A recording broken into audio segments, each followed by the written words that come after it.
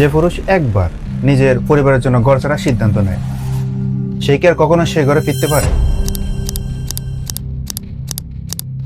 বিষয়টা ভাবতে অবাক লাগে, কিন্তু সত্যিটা হলো সেদিন থেকে সে হয়ে যায় সেই ঘরে মেহমান।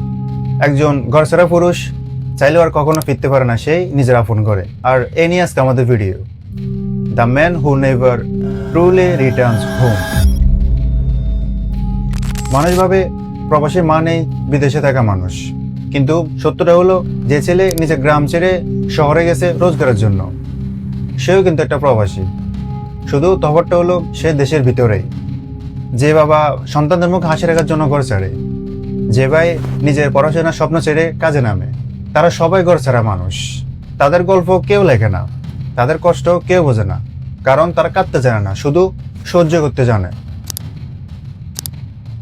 তারা প্রতিদিন 12 থেকে 14 ঘন্টা কাজ করে, ভেতরে টেনশন, মাথার দায়িত্ব এবং শরীরে ক্লান্তি। তবুও ফোন কলে ছোট্ট একটা হাসিতে বলে আমরা ভালো আছি। কিন্তু জানেন, সেই হাসির পিছনে লুকানো থাকে হাজারটা না বলা কথা, অগণিত নিঃশ্বাস এবং একরাশ একাকিত্ব।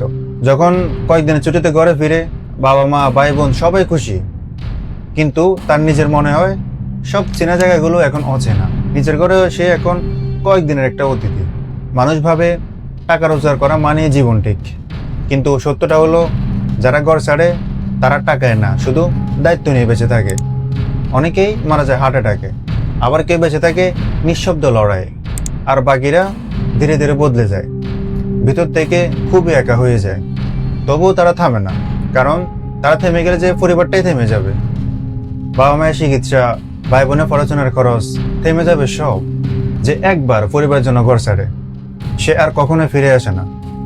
ফিরে আসে শুধু তার দায়িত্ব আর টাকার ভালোবাসা।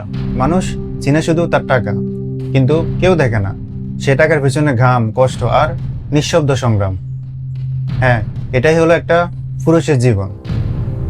আল্লাহ হাফেজ।